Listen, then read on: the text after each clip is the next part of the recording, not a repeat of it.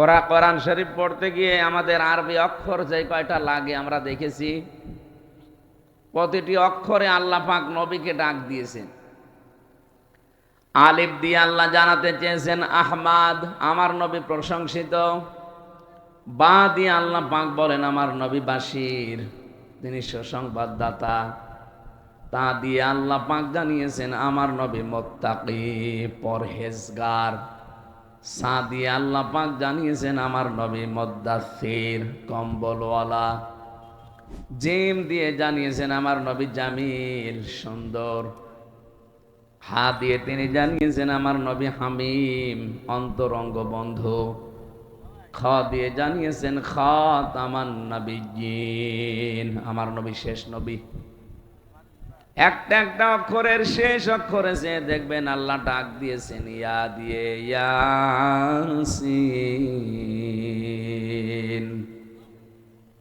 আল্লাহ পাক বলেন হে নেতা,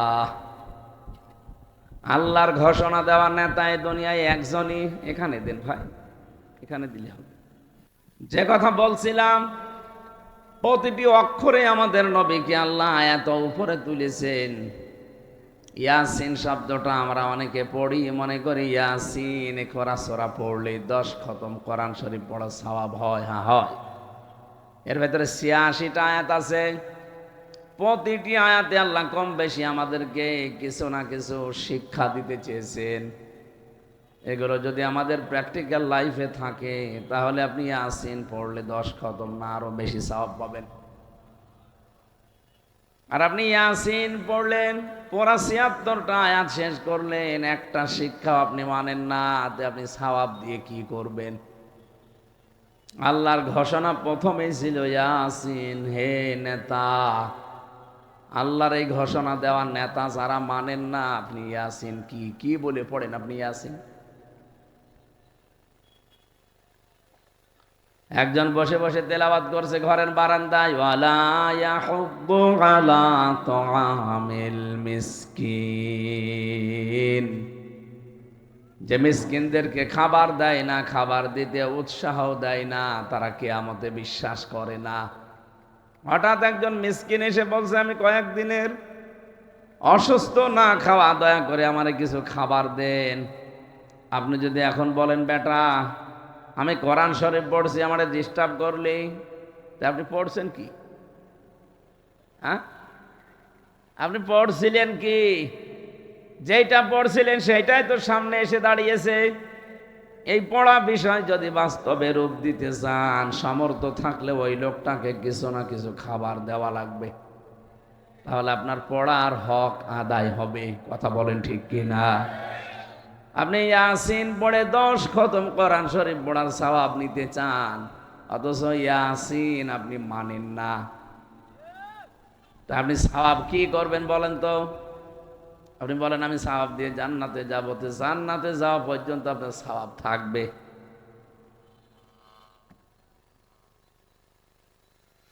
এবার আসেন মূল প্রশ্নে। কোন মানুষ যদি এই যে শব্দটা বললাম হে নেতা, দুনিয়ার কোন বিষয় মনে করে এটা রাজনীতি, এটা বলার দরকার কি? আপনি তাহলে আল্লাহকে জিজ্ঞাসা করেন ইয়াসিন বলে আল্লাহ কেন ডাক দিলেন? নেতা শব্দের শাব্দিক অর্থ, এই সিনের 5টা অর্থ আমি পেয়েছি তাফসিরে কাবিরে। আল্লামা ফখরউদ্দিন রাজি রহমতুল্লাহ আলাইহি লিখেছেন, সিন মানে সাজ্জাদুল আলামিন, সিন মানে সাজ্জাদুল কাউনাইন, সিন মানে সাজ্জাদুল বাশার, সিন মানে সাজ্জাদুল আম্বিয়া, সিন মানে সাজ্জাদুল মুরসালিন। এক একটা শব্দের ভেতরে হাজার হাজার কথা আছে। আমি মূল কথাটা বলছি, আল্লাহর ঘোষণা দেওয়া নেতা কিন্তু একজন। তাকে বাদ দিয়ে যদি পৃথিবীর অন্য কোনো নেতাকে আপনি অনুসরণ করেন, আপনি নিশ্চিত বিশ্বাস করতে পারেন আপনি জাহান্নামী। কি আপনার বিশ্বাস হচ্ছে না?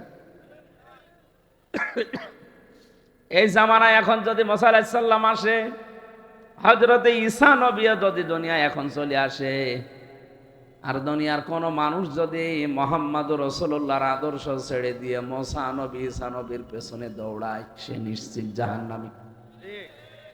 বলেন তো, নবীদেরকে যদি এখন আল্লাহ পাঠায় তাদেরকেও মানা যাবে না, কারণ সব নবী এখন শেষ। এখন শেষ নবীর জামানা।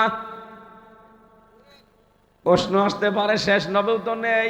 নেই, কিন্তু তার রেখে যাওয়া আদর্শ আছে, তার নায়েবে রাসূল আছে। এই যে আল উলামা ওয়ারাসাতুল আম্বিয়া, যারা আলেম তারা নবীদের ওয়ারিস, উত্তরাধিকারী, নায়েবে রাসূল, স্থলাভিষিক্ত। এই হাদিস তো আমি বানালাম। বলেন বলেন। কোরআনে কারীম সূরা নিসা 59 নম্বর আয়াতে পাবেন, ইয়া আইয়ুহাল্লাযীনা আমানু আতিউল্লাহা ওয়া আতিউর রাসূলা ওয়া উলিল আমরি মিনকুম। ওহে যারা ঈমানের দাবি করো, তাদেরকে বলছি আমি আল্লাহর আনুগত্য করো, আমার রাসূলের আনুগত্য করো, আর তোমাদের ভেতরে যারা উলিল আমর নেতা আছে তাদেরকে মেনে চলো। আয়াতটা বলার ক্ষেত্রে দেখেন, আতিউ এটা ফেল, এটা ভার্ব, এটা ক্রিয়া। এই শব্দটা আল্লাহ নিজের নামে আর রাসূলের নামে রেখেছেন, কিন্তু উলিল আমরের আগে আল্লাহ শব্দটা দেননি। আমি যতগুলো তাফসীর মিলিয়েছি, মুফাসসিরে ইকরাম সব এই আতিউ এর ব্যাখ্যা করেছেন এইভাবে, আল্লাহ রাসূলকে মানা লাগবে, কোনো প্রশ্ন করা যাবে না। কথা বলে না কেন? তা আল্লাহ রাসূল বাদ দিয়ে পৃথিবীর কাউকে যদি কিয়ামত পর্যন্ত কেউ নেতা মানতে চায়, আদর্শ মানতে চায়, মাস্ট বি দেখা লাগবে ওই লোকটা আল্লাহ রাসূলকে মেনে চলে কিনা। কয়েকবার আমি রিপিট করলাম, হয়তো অনেকের খারাপ ধারণা আসতে পারে যে কি আসলাম আর কি বলে। আরে ভাই, আপনাকে আমি বাঁচাতে চাচ্ছি।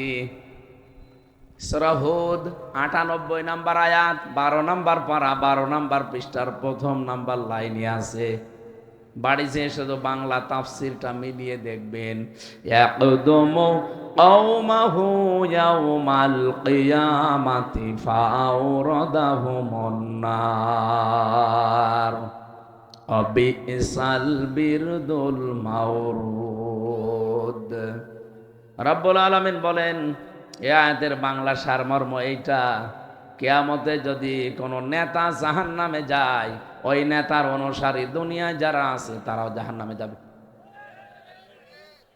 আমি তো মনে হয় এটা বানালাম আয়াতটা। এখন সূরা হুদের ৯৮ নম্বর আয়াত বাড়িতে মিলাবেন, আপনি নিজের সাথেই মিলান। আপনি যে নেতার আদর্শ মতো চলেন, যাকে আপনি নেতা বলে মিছিল করেন, বলেন তো ওই লোকটা যদি জাহান্নামে যায়, মাস্ট বি ওই দলে যারা আছে সবাইকে জাহান্নামে যাওয়া লাগবে। এ কথা কার? এই জন্য আতিউ শব্দটা খুব গুরুত্বপূর্ণ, মারাত্মক। এটা দেখা লাগবে আমি যাকে মেনে চলি ওই লোকটা আল্লাহ রাসূলকে মেনে চলে কিনা। যদি মেনে চলে তাকে মেনে নেওয়া কিন্তু ফরজ। আর যদি দেখি না এই লোকটা আল্লাহ রাসূলকে মানে না, ও যদি আমার বাবাও হয়, ওকে মেনে নেওয়া জায়েজ নেই। কারণ আমার বাবা জাহান্নামে গেলে তো আমি তার সাথে যেতে পারি না। কথা বলেন না কেন? আপনি যাবেন বাবার সাথে? এই জন্য আল্লাহর ঘোষণা দেওয়ার নেতা আমি আশা করি কি বোঝাতে চাই, আপনি বুঝেও ফেলেছেন। আল্লাহ রাসূলকে মেনে চললে সে আত্মীয়, না হলেও সে আমার নেতা। আল্লাহ রাসূলকে মেনে চলে না, সে আমার বাবা, ওকে আমি মানি না। সাফ কথা বললাম। এরপরেও যদি কেউ বলেন না আমি এখনো বুঝি নাই, এদিকে আসেন, এদিকে আসেন। আপনি যদি এখনো না বোঝার ভান করে থাকেন, এদিকে আসেন। কানের নিচে এমন জোরে দেব, এমনি বুঝে ফেলবেন। এবার আমি একটা চিত্র বলছি কোরআনে কারীম থেকে, বাংলাদেশের সাথে আশা করছি মিলে যাবে। এটা সূরা নমল ১৯ নাম্বার পারার ২০ নাম্বার পৃষ্ঠার ৭ নাম্বার লাইনের ৫২ নাম্বার আয়াতে আছে। আল্লাহ রাব্বুল আলামিন বলেন, ফাতিল কাবুয়ুতুহুম খাবিয়াতাম বিমা যালামু। আল্লাহ যেন এইভাবে দেখিয়েছেন, এখানে প্রিন্সিপাল আছে। আল্লাহ যেন এইভাবে দেখিয়েছেন যে এই সেই ঘরগুলো আল্লাহ বাইতুন দেয়নি, বয়ুত বহু বচন দিয়েছেন। আল্লাহ বলেন এই সেই ঘরগুলো নবী আপনি একটু দেখেন না। খাবিয়াতান, আমি জনশূন্য করে দিয়েছি, পরিত্যক্ত বানিয়ে দিয়েছি। বিমা জলামু, এদের জুলুমের কারণে।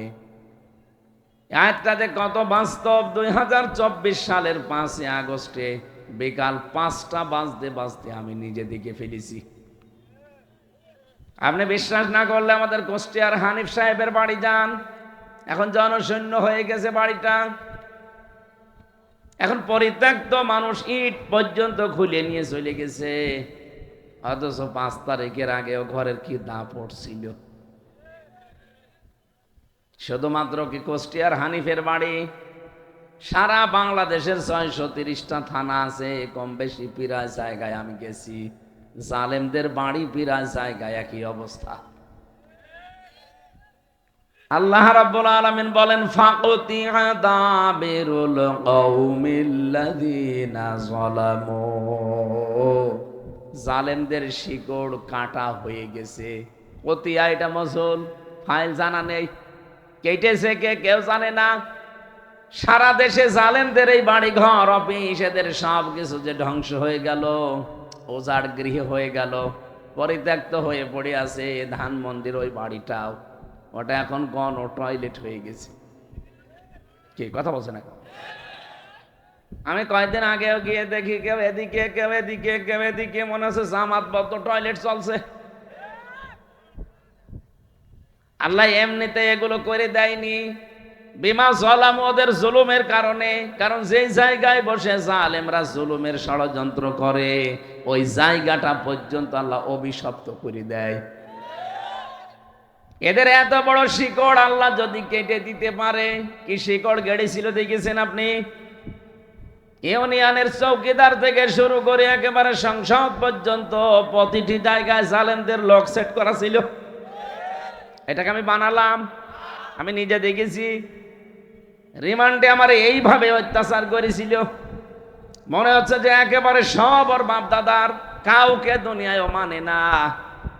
তার মানে ওদের ওই রকম শিকড় গাড়া ছিল। এত গভীর পর্যন্ত ওরা গিয়েছে যে আল্লাহকে পর্যন্ত ভুল ধরতো। রিমান্ডে আমারে মাঝে মাঝে বলতো আল্লাহরও ভুল হয়েছে। কোনটা? পুরুষ মানুষ 4টে বিয়ে করবে আর মহিলা 1টা বিয়ে করবে, এইটা আল্লাহর ভুল হয়েছে।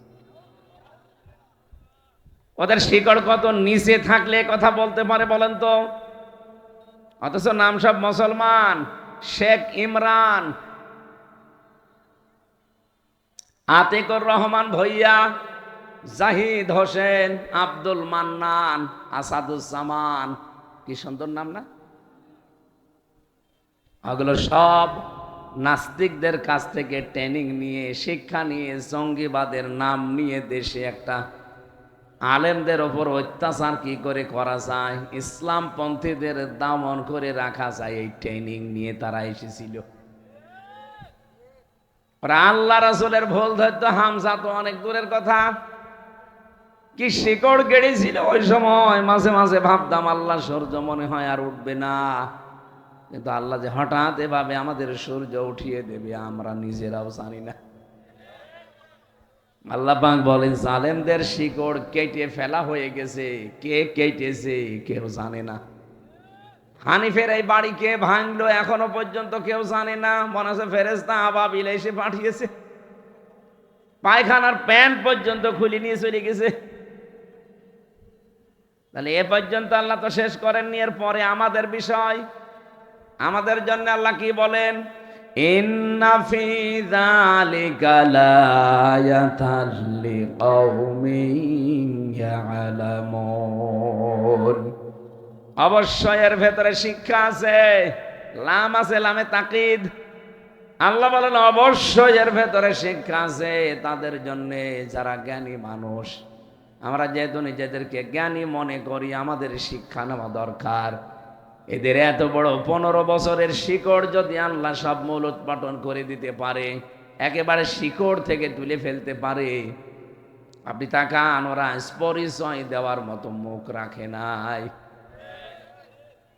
তাহলে আপনারা যারা অনেকে মনে করছেন সামনে আমরা চেয়ার পেলে দেখেন কি করি, কি করবেন? এখনই তো আরম্ভ অনেকে করে দিয়েছেন।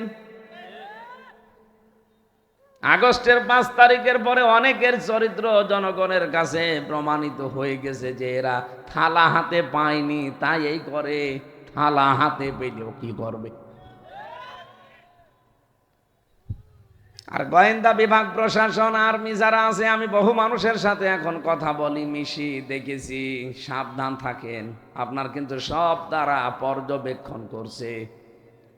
আগস্টের 5 তারিখের পর থেকে এই ডিসেম্বরের 24-25 তারিখ চলছে আজ, এই 24 তারিখ পর্যন্ত সব কিছু কিন্তু ওদের নখদর্পণে আছে, কোন ফেরেশতা কোন জায়গায় কি করছে। নারায়ণগঞ্জের বন্দরে চাঁদাবাজি করো তুমি, গাইবান্ধার সাঘাটায় কাছে চাঁদাবাজি করো তুমি, কুষ্টিয়ার বড় বাজারে চাঁদাবাজি করো, কেউ জানে না, ওদের কাছে সব খবর চলে যাচ্ছে। ওরা দেখতেছে সামনে কে কি করে। দেখি এখন যদি আরম্ভ করো, সামনে তোমার হাতে দেশটা জনগণ দেবে না। দেবে কাদের কাছে? যারা এই ঘোষণা দিয়ে দিয়েছে যে ক্ষমতায় যদি ইসলাম যায়, সর্বপ্রথম এই দেশে বন্ধ হবে চাঁদাবাজি আর দুর্নীতি। আমিরে জামাত ডাক্তার শফিকুর রহমান হাফিজাহুল্লাহ উনি কয়েকদিন আগে ঘোষণা দিয়েছে, বাংলাদেশে আমরা যদি একজনও বেঁচে থাকি, এদেশে চাঁদাবাজি আমরা যেমন করি না, কাউকে করতেও দেব না। কি এটার পক্ষে দেশের মানুষ নেই? আর আপনি যা করছেন আপনার পক্ষে শয়তানকেও খুঁজে পাবেন না। কথা বলছেন না কেন? এজন্য মোড় কিন্তু ঘুরতেছে, আপনারা চরিত্র পাল্টান। জালেমদের এত বড় শিকড় আল্লাহ যদি কেটে দিতে পারে, আপনি কোন মহারথী? ভাবতেছেন আমি উঠি দাঁড়ান, কি করি, কি করবেন? যদি সত্যি আপনার এরকম মন মানসিকতা থাকে যে আমি ওদের মতো মেরে কেটে খাবো, 5 বছর পরে আপনার বাড়িও শ্মশান হয়ে যাবে। এই শিক্ষা আমরা এখন থেকে নেওয়া শুরু করি, নয়তো অনেক দেরি হয়ে যাচ্ছে। মাত্র 15 জন মানুষ, 100 জনের মাত্র 15 জন চাইতো এদেশে কোরআন কায়েম হোক। আগস্টের 5 তারিখের আগের রিপোর্ট, মাত্র 100 জনের 15 জন মানুষ বলতো যে ইসলামে দেশে কায়েম হোক। কিন্তু এখন এই 3 মাস 4 মাসের ব্যবধানে রিপোর্ট বের হচ্ছে, দেশে এখন 100 জনের 58 জন মানুষ চাচ্ছে দেশে কোরআনের আইন জারি হোক। এটা এমনি হয়নি। কিছু মানুষের ত্যাগ তিতিক্ষা, কিছু মানুষের আত্মত্যাগ, জীবন দান করা, তাদের যে অ্যাক্টিভিটিস, তাদের যে ইখলাস। আল্লাহ মুসা নবীকে যেভাবে জমিনের শাসন ক্ষমতা দিয়েছিলেন, অথচ ওই জামানায় ফেরাউন মুসা নবীকে কোন ঠাসা করে রেখেছিল। এই 54 বছরে আমরাও যেটা দেখলাম, এই দেশে কত দল আছে, জালেমরা একটা দলকে কিন্তু কোন ঠাসা করে রেখেছিল। এই কথা বলছেন না কেন? আল্লাহ রাব্বুল আলামিন বলেন, রাগ না করে কোরআনের আয়াতগুলো তো আর মিথ্যা না, বাড়িছে মিলান। সূরা কসস 5 নাম্বার আয়াত, 20 নাম্বার পারার 4 নাম্বার পৃষ্ঠা 14 নাম্বার লাইনে আছে, যে কোনো তাফসিরে পাবেন। অনুরিদু আন্না মুন্না আলাল্লাযীনা ইসতাদঈফু ফিল আরদি ওয়া নাজআলাহুম আইম্মাতাও ওয়া নাজআলাহুমুল ওয়ারিসিন। আল্লাহ পাক বলেন, আমি আল্লাহ ইচ্ছা করলাম। ইচ্ছা করছেন কে? এই জোরে জবাব দেন কে? উনি যদি কোনো ইচ্ছা করে, ওটা বাস্তবায়ন হতে 41 সাল লাগবে।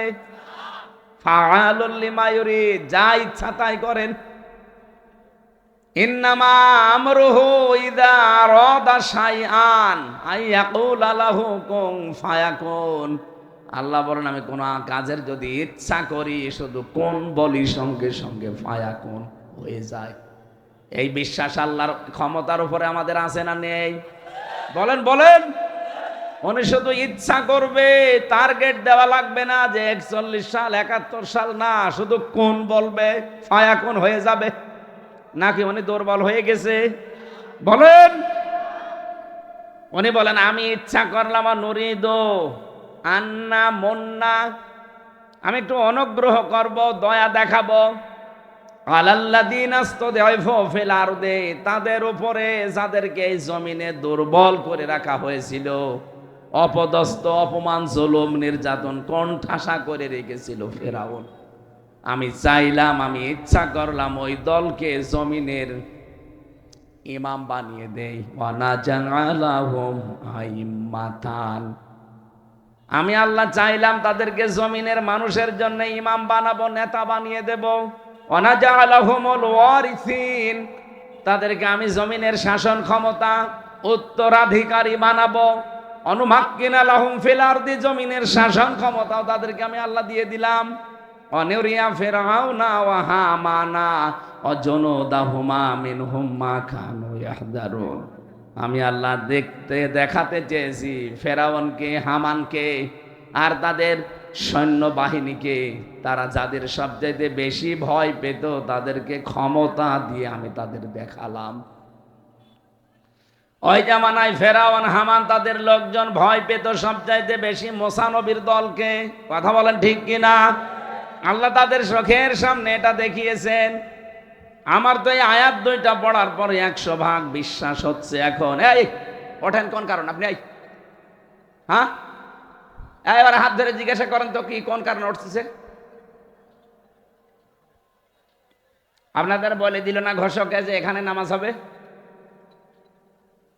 শুধু প্রসাব পায়খানা বাদ দিয়ে যদি কেউ এমনি ভালো লাগছে না এই কথা মনে করে উঠে যান, আপনার কিন্তু সমস্যা হবে ইমানের। আমি কি আমার বাবার কথা একটাও বানিয়ে বলেছি? এই ঘোষণা দিতে পারেন মুসা নবীর মতো যে মানুষগুলো এতদিন এই জুলুম, নির্যাতন, অত্যাচার কোণঠাসা হয়েছিল, তাদেরকেও আল্লাহ মনে হচ্ছে সামনে এটা দেবে। সেই পরিবেশ তৈরি হচ্ছে। নাই তো 15 থেকে একবারে এই 3.5 মাসে 58 জন, 100 জনের 58 জন কোন কারণে তৈরি হচ্ছে? এটা আমরা তৈরি করি না, আল্লাহ তৈরি করে দিচ্ছে। যে ব্যক্তি সেদিকে যেতে চায় তাকে আল্লাহ ওই দিকে যাওয়ার মতো ব্যবস্থা করে দেয়। জালেমরা চলে গেছে, এখন যদি কেউ নতুন করে জুলুম করার চেষ্টা করেন, এজন্য তো দেশের অনেকেই বলছে চাঁদাবাজ পাল্টিয়েছে শুধু নাম। আগে ছিল এক দল, এখন করছে আর এক দল। চাঁদাবাজ ঠিকই আছে, শুধু নাম পাল্টিয়েছে। মানুষকে কি পাগল পেয়েছেন আপনি? ওর মাথায় কি কিছু নেই? সব জানে, সব বোঝে, জায়গা মতো কিন্তু সময় মতো সব উলট পালট করে ফেলবে। এই জন্য সাবধান হবেন। আমি যে আয়াত দুইটা পড়লাম সূরা কসসের 5 আর 6, আমার মনে হচ্ছে আল্লাহ যেন সামনে এটা দেখাবে। কারণ আলেমদের ধারণা আল্লাহ ভুল করে না। আপনি তাকান, আলেমরা যা ধারণা করেছিল, কোরআনের পাখি আল্লামা দেলাওয়ার হোসেন সাইদি রহমতুল্লাহ আলাইহি, উনি শুধু বলেছিলেন এই দেশে জালেমরা ইঁদুরের গর্ত পাবে না, আল্লাহ ঠিক মিলিয়ে দিয়েছে। উনি বলেছিলেন এই দেশ থেকে একটু নাড়া দেওয়া হবে, দিল্লি গিয়ে পড়বে, ঠিক তাই পড়েছে। কেন? 29টা প্রদেশ আছে ওই দেশে, একটা প্রদেশে যে পড়লো না, একেবারে দিল্লি গিয়েই পড়েছে। কথা একেবারে খাপের খাপ, মমতাজের বাপ মিলে যাচ্ছে। উনি আর একটা স্বপ্নের কথা বলেছিলেন, এই দেশে জালেমদের নাকের ডগায় কালেমার পতাকা পথ পথ করে উড়বে। আল্লাহ মনে হচ্ছে ওই স্বপ্ন সামনে বাস্তবে রূপ দিতে যাচ্ছেন। আল্লাহ যেন এটা দেখে মরার তৌফিক আমাদের দেন, বলেন আমিন। আমি মুসা নবীর কথা বলছিলাম এই কারণে, ওই জামানায় সবচাইতে ভয়ঙ্কর জাতি ছিল মুসা নবীর বিরুদ্ধে যারা, এমনকি তার সাথে যারা ছিল তারাও ভয়ঙ্কর ছিল। এমন এমন প্রশ্ন করতো নবীকে যে আমরা আল্লাহকে দেখতে চাই। হযরত মুসা 12 জন নকিব নিয়ে গেলেন, 12 জন এলাকার 12 জন মন্ত্রী মনে করেন, তোর পাহাড়ে নিয়ে আল্লাহকে বলে রব্বুল আলামিন আমি দেখতে চাই। আল্লাহ সাফ জবাব দিলেন, লাং তারনি, আমাকে দেখা সম্ভব না। হযরত মুসা আলাইহিস সালামের সাথে যে 12 জন নকিব ছিল, আল্লাহ পাক এবার তাদেরকে বললেন, ওয়ালাকাদ আখাযাল্লাহু মিসাক বানি ইসরাঈল, আমি অঙ্গীকার নিয়েছিলাম, আমি আল্লাহ ওয়াদা নিয়েছিলাম, বনি ইসরাইলদের কাছ থেকে অঙ্গীকার নিয়েছেন কে? বলেন বলেন, কাদের কাছে? বনি ইসরাইলদের কাছ থেকে। এখানে সরাসরি আল্লাহ যেহেতু অঙ্গীকার নিচ্ছে, অবাসনা মিনহুম ইসনাই আশারা নাকিবা, আমি তাদের ভেতরে 12 জন নকিব, দলপতি, সর্দার, লিডার, নেতা, মন্ত্রী যাই বলেন এদেরকে পাঠিয়েছিলাম। তাদেরকে বললাম, দেখো আমি আল্লাহর সাথে দেখা করা তোমাদের এই চোখে সম্ভব না, কারণ আমি আল্লাহর যে শক্তি পাওয়ার তোমাদের এই চোখে সেই শক্তি নেই। এটা দেখে সহ্য করার মতো কায়দা দুনিয়ায় কোনো চোখের নেই। এটা দেখা সম্ভব শুধু জান্নাতে। কোথায়? জান্নাতে ছাড়া চর্ম চোখে দুনিয়াতে কেউ আল্লাহকে দেখতে পারবে না। যে সমস্ত ভণ্ডর নামে পীরগুলো বলে আমার আল্লাহর সাথে দেখা হয়, কথা হয়, টাটকানির ভেজাল শয়তান। হযরতে মুসাকে ডাক দিয়ে বললেন, নকিবদেরকে শুনিয়ে দেন, আকাল আল্লাহু ইন্নী মাআকুম, আমি আল্লাহ তোমাদের সাথে আছি, কিন্তু আমার সাথে দেখা হবে না। নিজ নিজ এলাকায় ফিরে যাও, নিজ নিজ এলাকায় যে জনগণকে বলো আল্লাহ আমাদের সাথে আছে, আমরা আল্লাহকে দেখতে পাইনি কিন্তু উনি আমাদের সাথে আছে। যদি আমরা দুনিয়াতে 5টা কাজ করতে পারি, আল্লাহ আমাদের সঙ্গে আছেন। সুবহানাল্লাহ বলতে পারেন না? এই পৃথিবীতে 4,500 ধর্মের মানুষ এখন আমরা বাস করি। যে যেই ধর্মে আছি প্রত্যেকেই তার ধর্মের যার ইবাদত করা হয় আমরা চাই তিনি যেন আমাদের সাথে থাকে। আমরা যেন চাই আল্লাহ আমাদের সাথে থাক, আমাদের আল্লাহর রহমত আমাদের সাথে থাক। কথা বলেন না কেন? হিন্দুদেরকে জিজ্ঞাসা করেন, তারাও তাদের দেবতাকে সঙ্গে থাক, এটা চাই। নবীজির জামানায় একজন মুশরিক এসেছিল, সাথে একটা মূর্তি। ডাক দিয়ে বললেন, মূর্তি কেন? বলো, হুজুরে আমার মূর্তি নাই, আমার খোদা, আমি এর ইবাদত করি, সব সময় এর সঙ্গে রাখি, না জানি কখন কোন বিপদে পড়ি, এজন্য কোনো সময় এর হাত ছাড়া হয় না, একে আমি কাছে রাখি সব সময়, কিন্তু পোশাক পায়খানায় তো এর নিয়ে যাওয়া যায় না। এই জন্য এর সম্মানার্থে আমি রাস্তার পাশে রেখে কাজ করতে গেলাম। কাজ করে এসে দেখি ওর মাথা থেকে পা পর্যন্ত পুরা ভিজা। মনে করলাম খোদার গা ভেজা, মনে হয় কোনো বরকতের পানি হবে। জহব্বা দিয়ে চাটলাম, দেখি দুর্গন্ধ।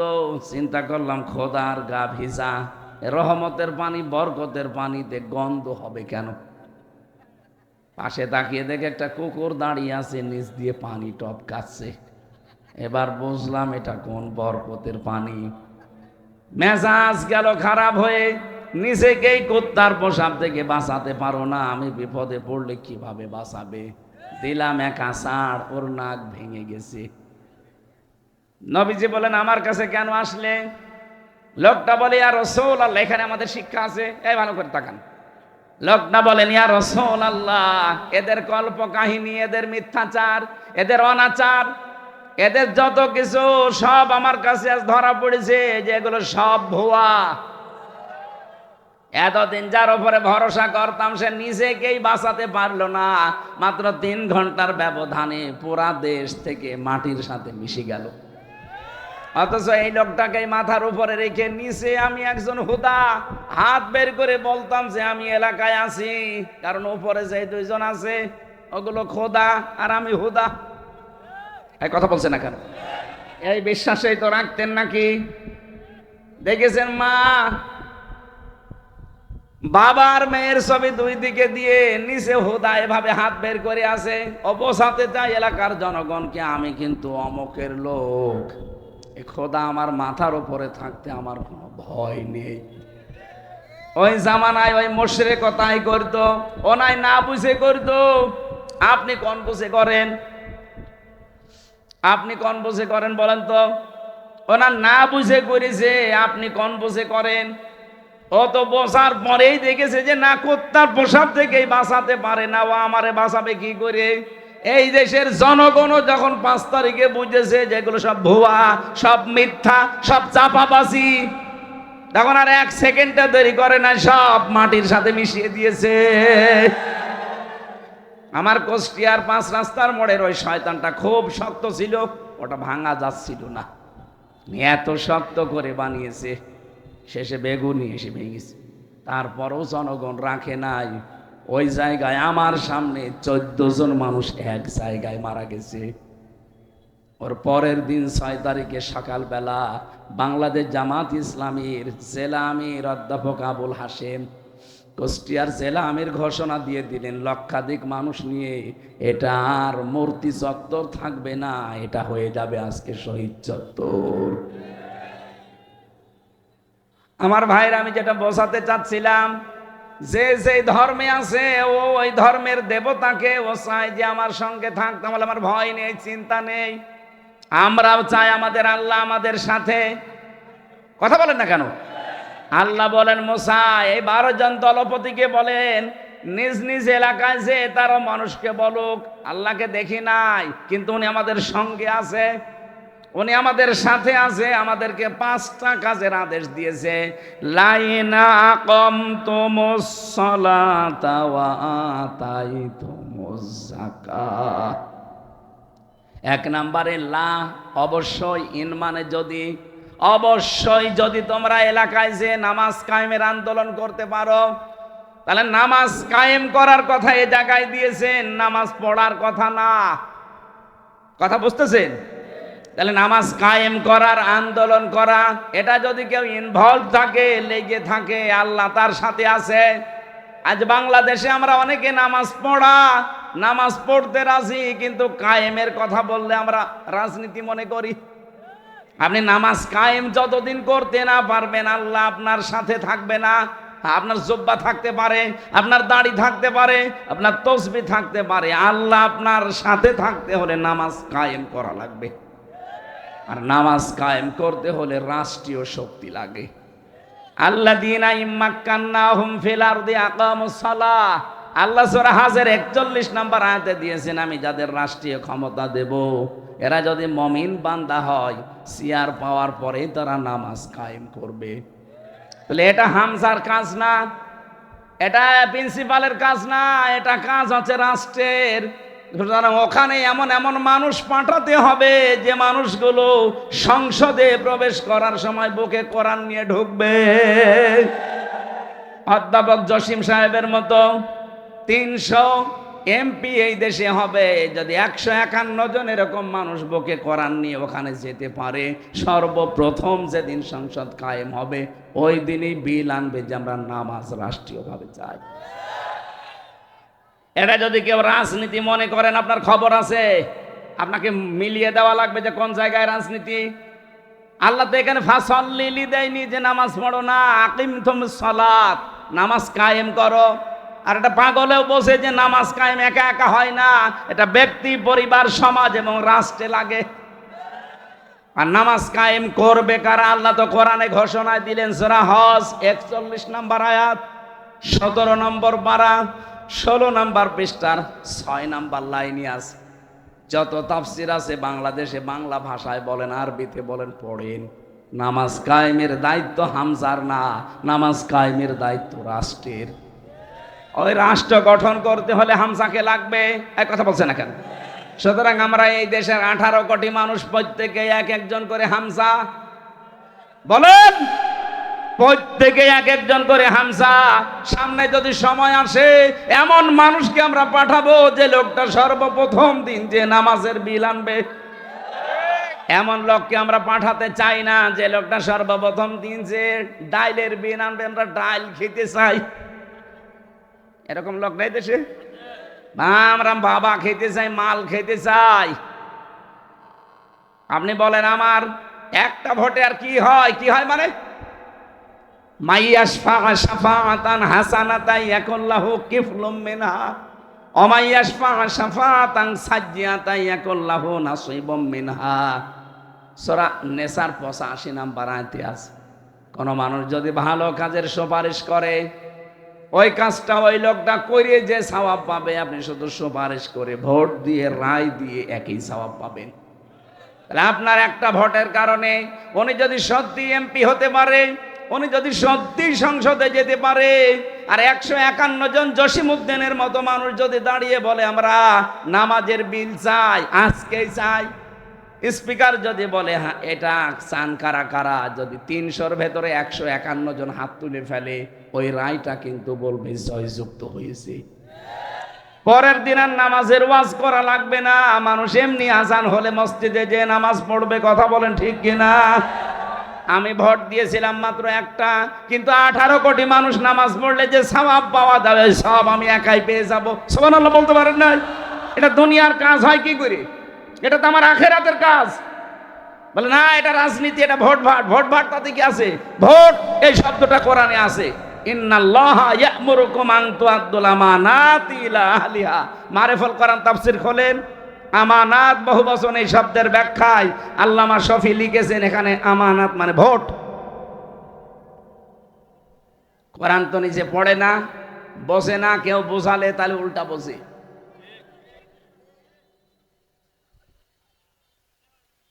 তাহলে আল্লাহকে সঙ্গে রাখতে হলে আপনাকে নামাজ কায়েমের আন্দোলন করা লাগবে। যারা করে তাদের সাথে থাকবেন, যদি না থাকতে পারেন বিরোধিতা করবেন না। তাহলে আল্লাহ আপনার সাথে নেই, আর আল্লাহর সঙ্গে না থাকলে সঙ্গে থাকবে কে? ওমাইয়াশু আন যিকিরির রহমান নুকাইয়িদ লাহু শাইতানান ফাহুয়া লাহু কারিন। সূরা যুখরুফ 25 নম্বর পারা 11 নম্বর পৃষ্ঠার প্রথম নাম্বার লাইনে 36 নম্বর আয়াত।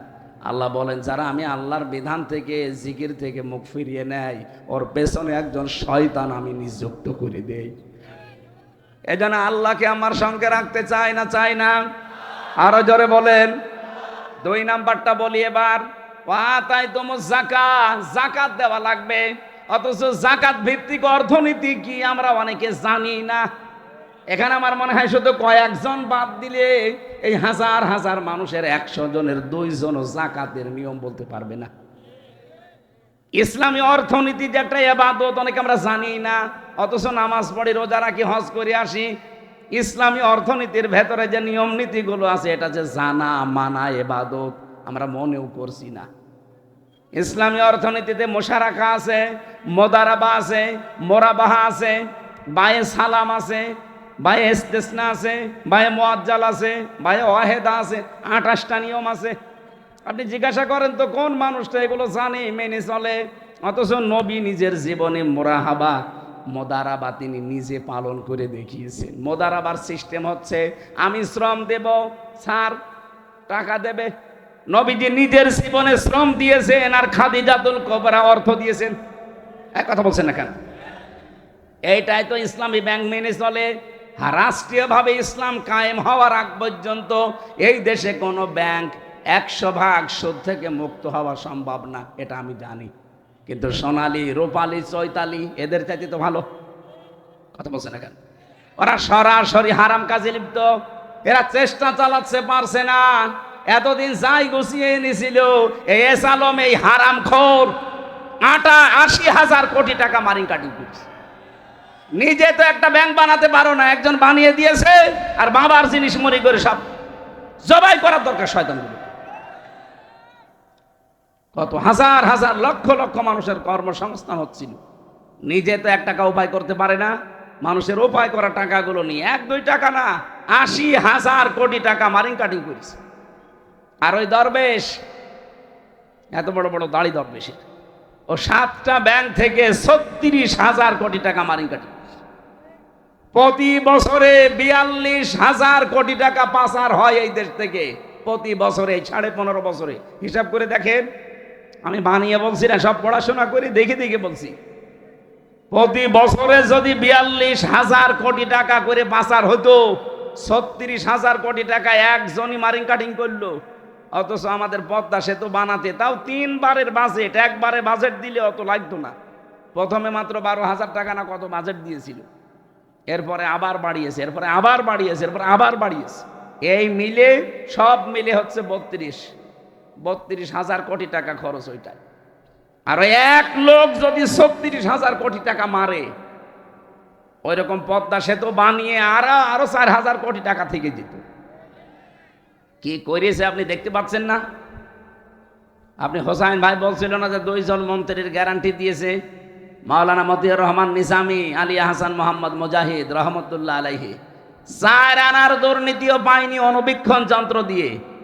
আল্লাহর ওলি খোঁজার জন্য আপনি সেই চলে যাচ্ছেন সিলেটে, আল্লাহর ওলি খোঁজার জন্য চলে যাচ্ছেন চট্টগ্রামে, এগুলো তো আল্লাহর ওলি অর্থনৈতিক ভাবে। কথা বলেন না কেন? এগুলো আল্লাহর ওলি না? কত সম্পদ কামাই করার জায়গা ছিল দেখেছেন? 4 আনা দুর্নীতি পাইনি। আপনি কি মনে করেন যে আল্লাহর ওলি মানে ওই যে গাছতলায় বসে হু হু করছে ওটা ওলি? ওটা তো গলি।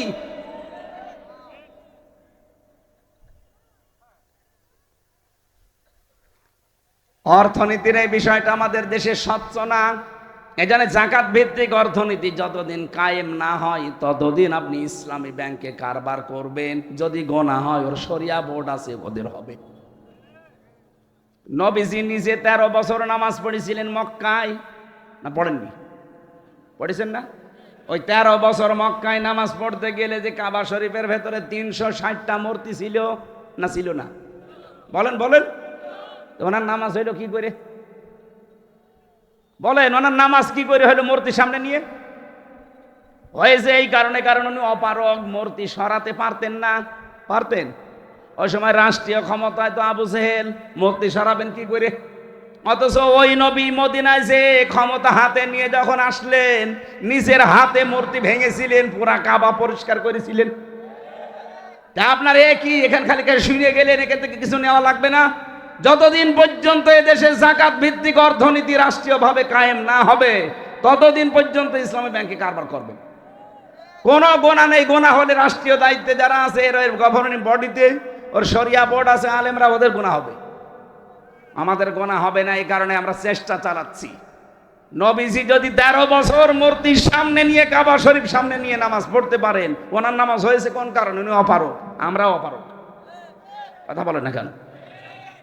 জাকাত ভিত্তিক অর্থনীতি এটা কায়েম করা লাগবে। কাকে কাকে জাকাত দেবেন এই খাতগুলো জানা লাগবে। কি কি জাকাত দেবেন এটাও জানা লাগবে।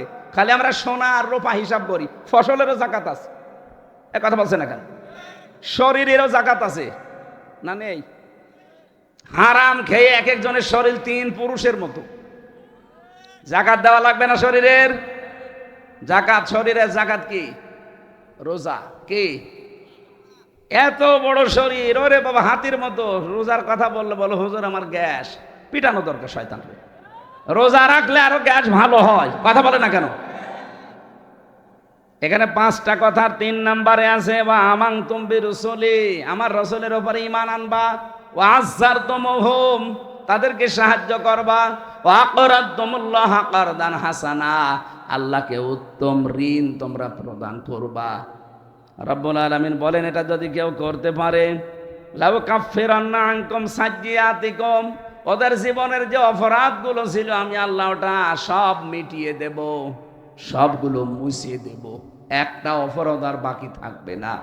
ওয়ালা উদখিলান্নাকুম, আমি নিজে তাদেরকে অবশ্যই প্রবেশ করাবো জান্নাত, এমন একটা বাগানে, তাজরি মিন তাহতিহাল আনহার, যার তলদেশ দিয়ে নদী আর নহর বহে গেছে। ফামান কাফারা বাদা যালিকা মিনকুম, এরপরেও যদি তোমাদের ভেতরে কেউ মুখ ফিরিয়ে চলে যায়, ফাকাদ দাল্লা সাওয়া সাবিল, সে সরল পথ থেকে অনেক দূরে সরে যাবে। বলেন নাউজুবিল্লাহ। আল্লাহকে সঙ্গে রাখার জন্য যে কাজগুলো বললাম খুব সংক্ষেপে, আমরা এখন থেকে যদি আরম্ভ না করি, সত্যি আল্লাহর রহমত আপনার সাথে থাকবে না। জেলখানার এই 3টা বছরের অভিজ্ঞতা আমার সবচাইতে বেশি এইটা। ওখানে 100 জনের প্রায় 70 জন মানুষ জেল খাটতেছে পারিবারিক জীবনের কারণে। স্বামী স্ত্রীর ভেতরে হয়তো তালাকের বিষয়, অথবা যৌতুকের কোনো কারণে, অথবা বউকে শাসন করতে গিয়ে মেরে ফেলেছে। এখন যে জল্লাদটা আছে ওর নাম ইলিয়াস, চট্টগ্রামে বাড়ি। এর আগে যেটা ছিল নরসিংদীর শাহজাহান জল্লাদ, ও তো মরে গেছে। এখন যেটা আছে ওর বড় কেস না। আমি ওই ফাঁসির কন্ডেম সেলে থাকতাম, আমার কাছে হামজা ভাই, আমি আজকে যে আমার 30 বছর জেল। আমি 17 বছর মক্কা মদিনায় ছিলাম। আমি বিয়ে করার মাত্র কয়েকদিন সংসার করেছিলাম, কিন্তু আমার বউর সাথে আমার মায়ের মিল নেই। আমি কিছু মাকে আর বোনকে দিলে আমার বউর মন পাওয়া যায় না। শেষে আমি ওকে সংশোধন করার জন্য একটা থাপ্পড় দিয়েছিলাম, ও ছাতা মরে গেছে। হ্যাঁ, একটা থাপ্পড় দিয়েছি, একটু জায়গা মতো লেগেছে, মনে হয় মরে গেছে। এখন ওর বাবা মা মামলা দিয়েছে মার্ডার। শেষে আমি আজ এই যে আমার ফাঁসি ছিল, এখন আমি যাবজ্জীবন এসেছি। 30 বছর আমার জেল খাটা লাগবে, এখন আমি ফাঁসি দেই, মানুষকে ফাঁসি দেয় লোকটা, অথচ খুব বড় মামলা না, সংশোধনের জন্য একটা থাপ্পড় দিয়েছে। আজ হাজারো পরিবারে শান্তি নেই, স্বামী স্ত্রীর যে দাম্পত্য কলহ, কেন? এগুলো দেখে দেখে দেখে দেখে কোরআন হাদিসের সাথে মিলিয়ে আমি বই লিখেছিলাম, ওখানে তো লিখতে দেয় না, খালি টুকে টুকে রেখেছিলাম, পরবর্তীতে বাইরে এসে বইটা ছাপিয়েছি। পারিবারিক জীবনে স্বামী স্ত্রীর দাম্পত্য কলহ আমাদের অধিকাংশের ভেতরে এগুলো আছে। আমরা আবেগে যদি কিছু করে ফেলি না, ওই 4 দেওয়ালের মাঝে গেলে জীবন আর বের হতে পারবেন না। এই জন্য এই জায়গায় খুব সেন্সিটিভ জায়গা, ওরা এমনি বাঁকা হাড়ের তৈরি, ওই বাঁকা হাড়েই ওইভাবেই কাজ করা লাগবে ওদের সাথে। ওই বইটা গাড়িতে আছে মনে হয়, যাওয়ার সময় মেয়েদেরকে আর ছেলেদের জন্য একটা আছে। আপনার স্বামীকে, আপনার ছেলেকে, ভাইকে পাঠিয়ে গাড়ি থেকে নিয়ে স্বামীকে পড়াবেন, আর স্বামীরা স্ত্রীকে, মেয়েকে, ফুফুকে, বোনকে, মেয়েদেরকে পড়ান। আমার মনে হয় পরিবারে শান্তি ফিরে আসবে। আমি যা লিখেছি আর আলেমদেরকে দিয়ে দেখিয়েছি, ওই গাড়ি থেকে যাওয়ার সময় নিয়ে যাবেন।